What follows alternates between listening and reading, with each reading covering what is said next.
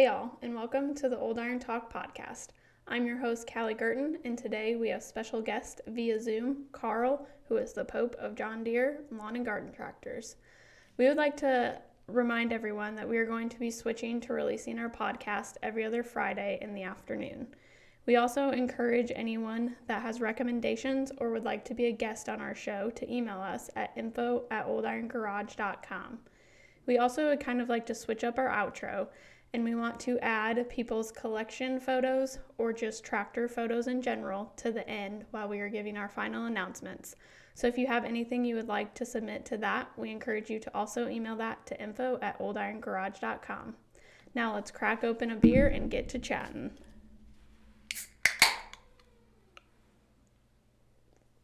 Okay, so as I said, we have Karl today with us, and he's a little late to the show, but that's okay. So he's going to open his beer now. Karl, I think you have a kind of special tool with you, don't you? Can you kind of explain that to everybody?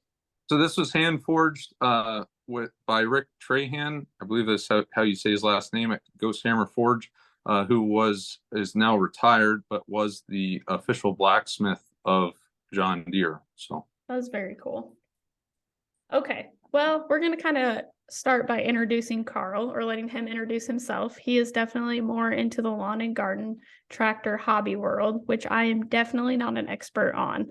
So, Karl, this is kind of going to be your show to lead, but would you kind of let everybody know how you got into the hobby and what gave you the interest into lawn and garden tractors? definitely my dad. He bought a John Deere 140 out of the Lancaster Farming newspaper in 2001, and basically it snowballed, as I feel like every collector has that story where they buy one of something and then they end up with a massive warehouse full. Um, he bought that because in 1965 my grandfather had a 1952 John Deere A two-cylinder that he ended up taking into the local John Deere dealership and trading in for a brand new 1965 110 garden tractor with a rototiller, Brindley plow, Brindley sleeve hitch cultivator, corn planter, and a snow blade. And so my dad, as a kid, grew up using that tractor for mowing and snow removal for years on end, for mowing like 2 or 3 acres with a 38-inch mower deck. So he had a lot of seat time. And so when he had me, I was about 4 or 5 in 2001, 2002. And so we bought the 140, and then we bought another one, and then we bought another one, and then now we have too many. Okay, so John Deere in general, was that something like your dad had growing up too, or what drew him to John Deere? Do you know? I think it was mostly his dad, basically, and I feel like that's kind of a synonymous thing across the hobby, is that, like, well, my grandfather had IH, so I have IH, and then it's like, well, my grandfather had John Deere, and so um, I don't think there's a real reason for say he kept with John Deere, but uh, definitely his dad had John Deere, so he just kind of kept with it. And there's some other oddball off-brand stuff around, um, but that's basically why John Deere. Okay. How many do you have in your collection currently? I usually stop counting because I don't want to know the real answer. Um, I think, well, also, like, my mom's probably going to watch this, which is probably not like a good thing. But I think I did the math the other day. I think there's like 10 or 12 around here, but it changes on like the day-to-day basis. Yeah. And you work on them yourself? Do you have other people help you work on them? What's kind of the story with that? So I work on them with my dad. Him and I do most of the work together. I do a lot whenever they need restoration work. Usually I do some of the fabrication and welding. If it's missing parts, we usually fabricate our own stuff, or if somebody else has it, purchase it. Um, but yeah, we do most of our work. A lot of the engine work, we outsource for other people to do, but for the most part, we do most of our work together. Okay, very cool. Now, you're in the lawn garden hobby. Have you been around just like the tractor collecting world? Is there a difference you see between the two? So like My grandfather had the two-cylinder back in the day, and then in the 80s he bought the land surrounding his original house, and so he has a 100-acre farm that my uncle runs now, and in Gettysburg, Pennsylvania. And so they always had two-cylinders and used them for farming and just taking them to shows. And so I've been around the big tractor stuff a little bit. The lawn and gardens fit really nicely in between two narrow front tractors, but that's also how you forget how many you have. So as far as why, like if it's any different, I think it's basically the same principle, but I also think that I've seen a lot of it being used as kind of a leapfrog, whether you're going from big tractors down to small tractors to where, I sold a couple farm tractors. Now I want even more garden tractors. Or if you're a younger collector, sometimes it might be a leapfrog into bigger tractors to where if you're younger, you buy a couple lawn and garden tractors, you enjoy them for a couple of years. Then as you get older, you can afford bigger places to store them and that sort of thing. You can kind of sell those off and buy a bigger tractor. So I think that's would be my main difference. But I think the people are the same, same enjoyment, same end result or end goal. So Yes. And hands with that, how do you see the younger generation impacting the future of the hobby? Do you see people like younger ages getting involved or not really? So I think of myself as young, even though there's like I look at other people and then I realize I'm old now. But I definitely think that the younger generation is obviously the future of the hobby and everything, but also I see a lot of good coming in with it.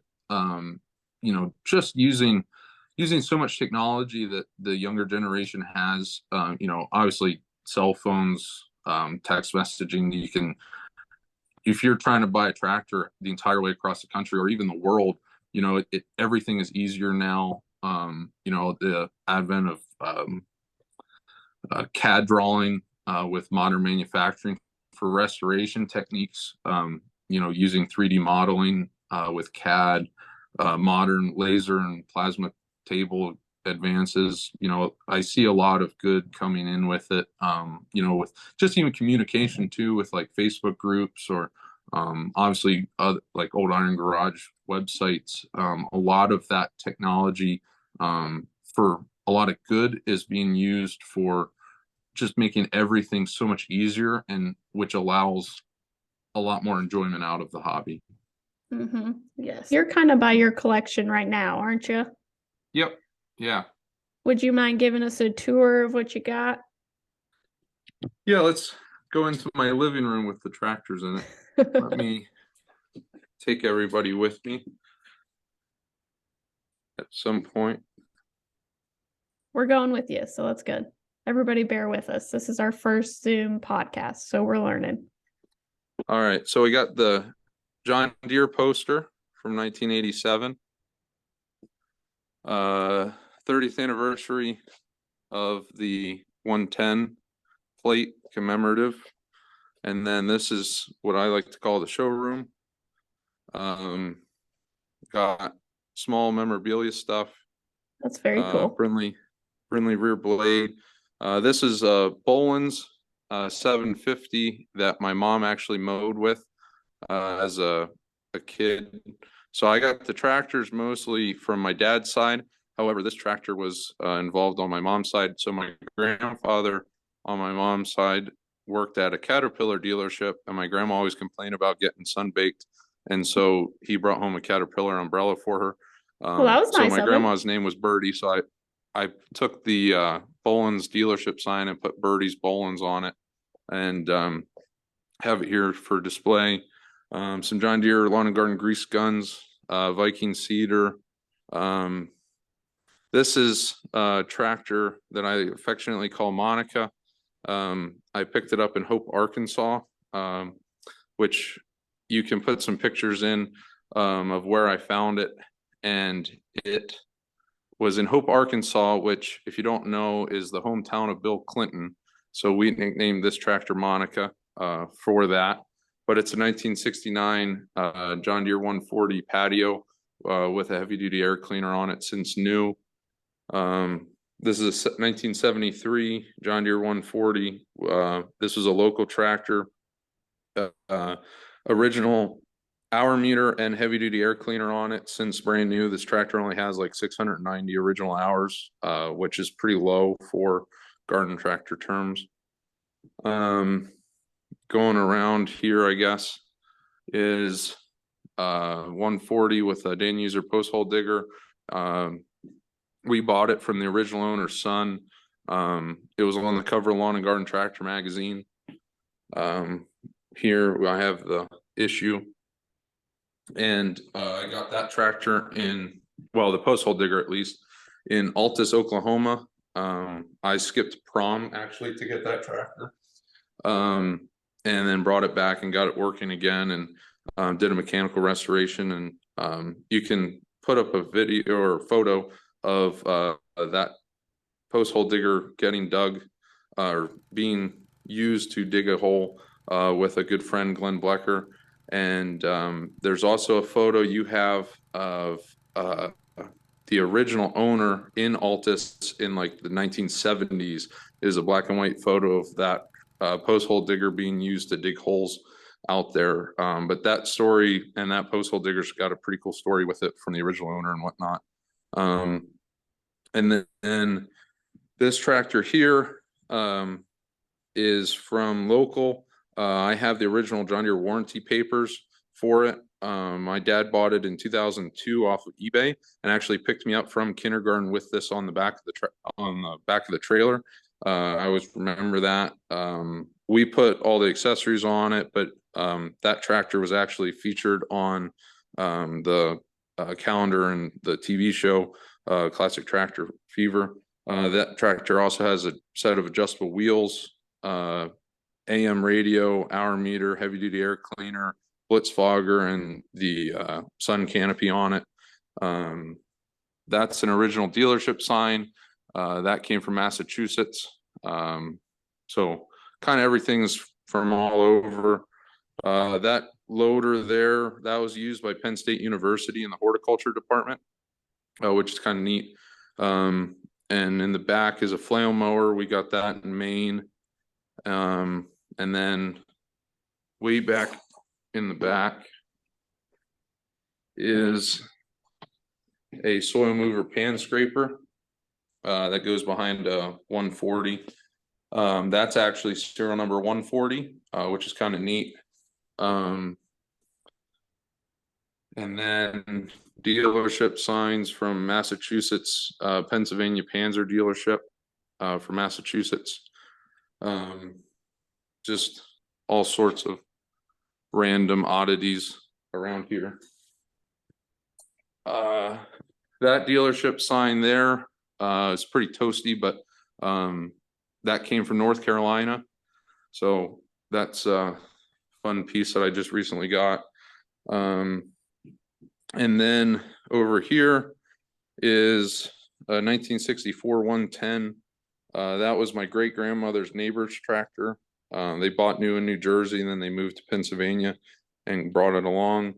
The 7 sprayer on it actually came from Hulett, Wyoming. So the sprayer on it came from Wyoming. It was like 2 minutes away from the Devil's Tower. So it was right on the border of Wyoming and Montana. So me and my friend Travis went and picked that up.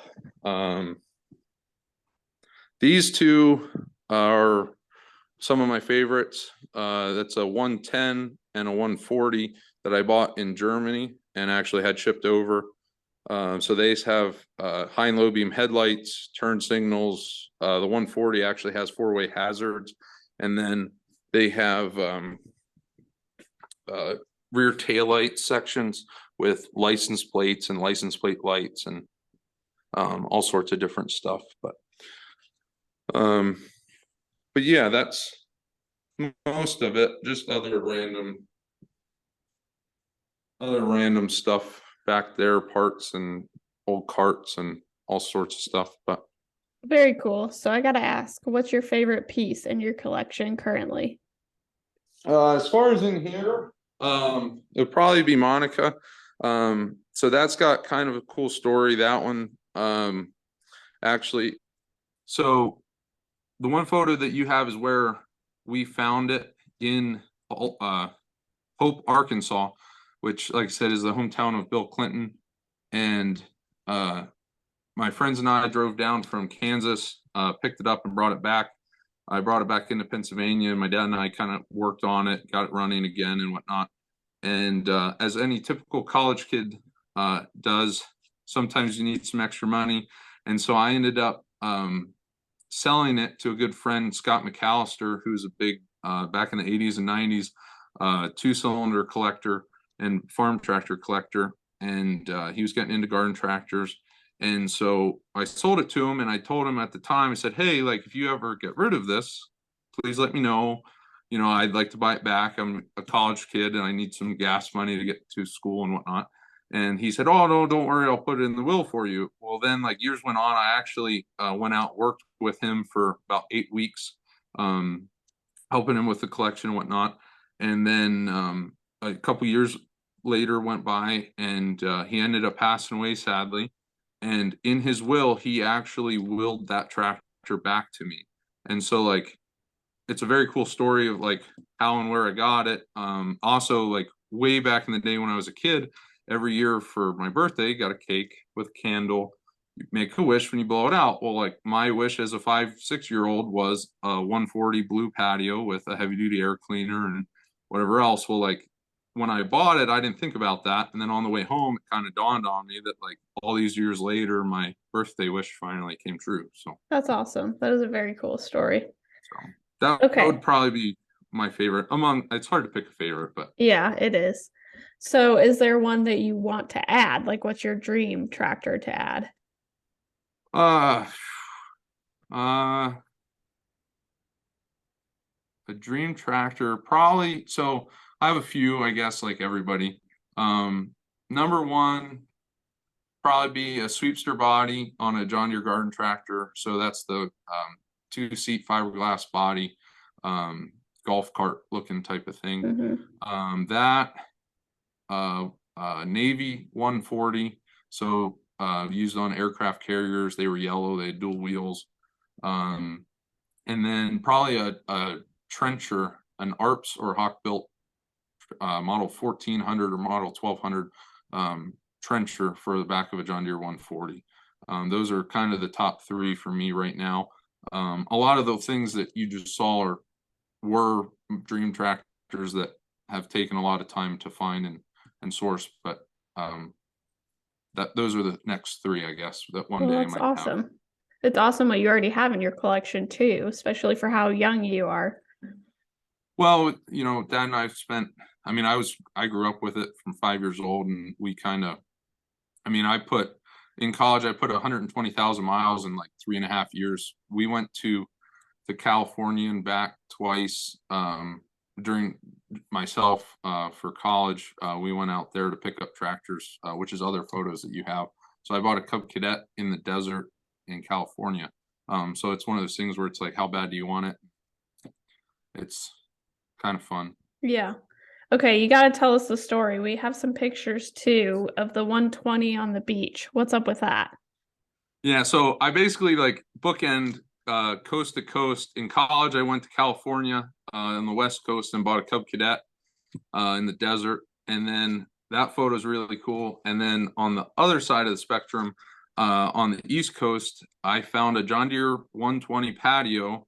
It's one of very few 1971 models with patios in New Jersey. I bought it from a friend of the original owner, and I bought it. I texted my friend Michael Trazaria and said, "Hey, you're in New Jersey. Like, how far are you away from this?" And he says, "Well, I happen to be like 10 minutes away from it."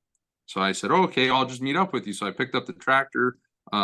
My fiance Cassie, her and I went over and saw Traz, and he just happened to be at his great uncle's condo in New Jersey on the one beach you can drive on. And they had a bunch of signs like driving on the beach and this and that. And I said, well, does that mean I can drive the tractor on the beach? And of course, we all look at each other like, well, until somebody says otherwise, there's no reason you can't. So we unloaded the tractor that I just loaded up on the trailer and drove it out onto the beach.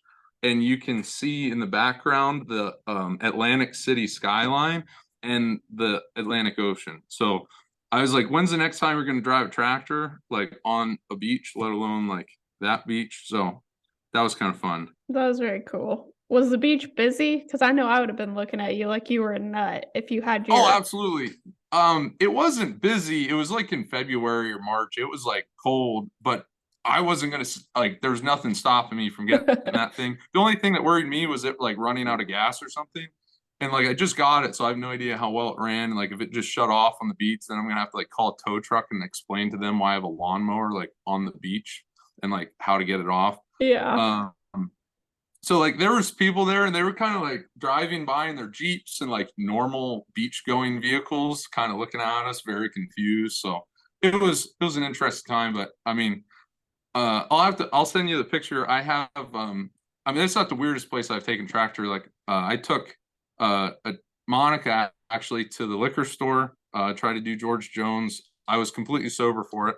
And then also I have another photo of another patio 140 in the bike rack of my school at college. We that's drove it to the hilarious. cafeteria and just parked it at the bike rack. So I was gonna say, so you sent us the bushlight video of you with the 140, and the story yeah, behind that is you were trying to like remake George Jones. kind of. We were just bored. We went to school in Kansas, and there was not much to do, and so like we were just sitting around one day, and I was like, "Hey, like the liquor store is like 2 blocks away. Like, you guys want some Bush Light?" And we're like, "Yeah, sure. I can always go for some Bushies." And then we're like, "Oh, let's just film it." And so my friend Sean Robinson at the Robinson shop, he like is a film editor, video editor kind of guy. And so he like filmed it all and then put it together with a pretty cool montage. On it's on YouTube, Body by Bush. It's pretty good. I think it's hilarious.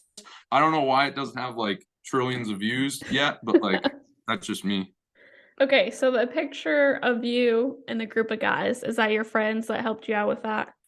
Yeah, so that is a photo. That's a kind of another reason why that tractor is special with Monica. So every year, our school for seniors, you got to do drive-through. They called it senior drive-through, and so we had a gazebo in the quad in the middle of the campus. And so you weren't supposed to drive through it in the middle of the year like normally, which of course I never did at all. But senior year, you're allowed to. So like everybody drove their cars and stuff, and they posed for a picture and whatnot.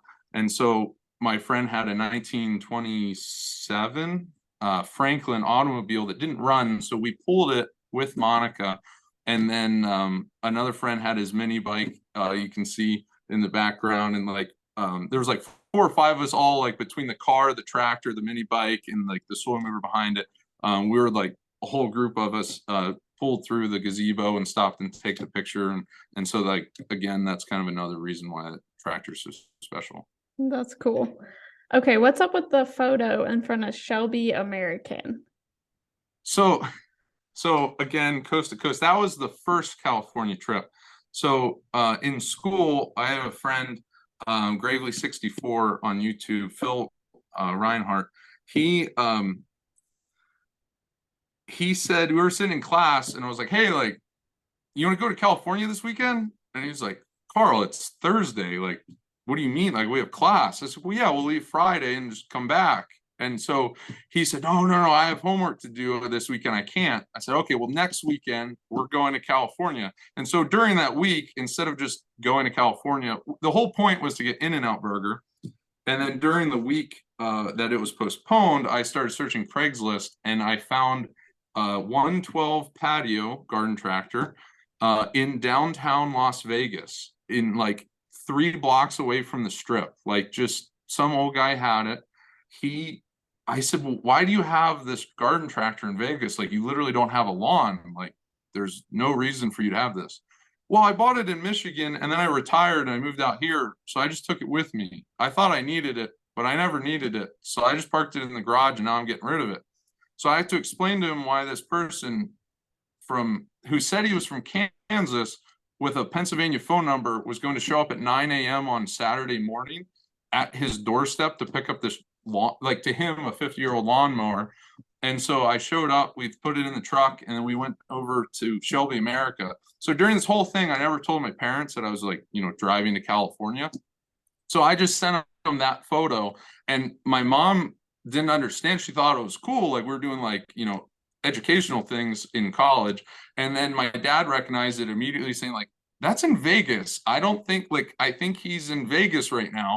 And so that was an interesting phone call. I And so bet. we left there, we went to California, we got In-N-Out Burger, we put our feet in the ocean, and then we turned around and came back to Kansas. We did it in like 54 hours or something. But so yeah, so basically that tractor was a tractor I bought in Vegas. So Yeah. That's a heck of a trip. Be a yeah, good so we time though. walked in on Sunday night at 11, very tired, of course, and our RAs in the dorm was like, "Oh, like I didn't see you all weekend. Like, where were you?" And we're like, "Oh, we went to California." And they just kind of were like, "No, like, what did you do?" And we're like, "No, like, we just went to California. I have like the I Heart Vegas t-shirt to prove it." And so like that was fun. Yeah, that's pretty crazy. Okay, we're getting close to our time, but I've got one last question for you. Your Instagram name is Pope of John Deere. What's the story behind that? Actually, so for one, I'm a big Jesse James fan, West Coast Choppers, Motorcycle Mania 1, 2, and 3, and whatever, Monster Garage, all that. Growing up, that kind of spurred me into the garden tractor hobby and to do what I'm doing and whatnot. So he is the Pope of Welding on Instagram and other things, and I thought that was cool. I'm a big fan, and so like it just kind of became a joke of like, oh, I'll put that as my Instagram name, and so then it just kind of grew from there. But I have signed authentic Mac Tools gloves that were used on Monster Garage by one of my college professors, Luke Chennel. And I had Jesse James sign them, so That's they're awesome. sitting here on my desk. But Very cool. so that's Well, why that's why that is. do you have anything else you kind of want to share today? Any unique stories? I don't know. That's a lot of them. I have my John Deere stapler here if you want to see that. I mean, that's cool. So I have a John Deere stapler used in like dealerships, and the John Deere tape dispenser. Oh, that is cool. So my John Deere sunglasses.